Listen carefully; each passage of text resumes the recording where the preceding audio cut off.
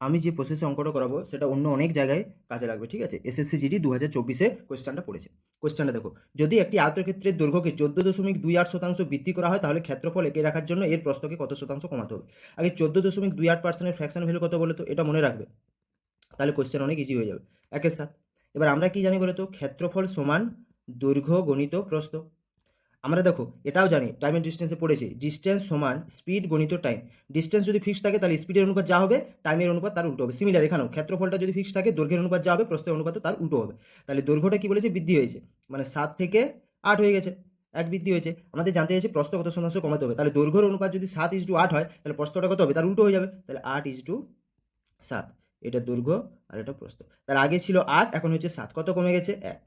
তাহলে 8-এ 1 কমে গেছে, তার মানে কত? 12.5% কমে গেছে। এই ফ্র্যাকশন ভ্যালুগুলো মনে রাখবে, 1/7 14.28%, 1/8 12.5%, এগুলো মনে রাখবে। তাহলে কোন অপশনটা? এই অপশনটা রাইট উত্তর।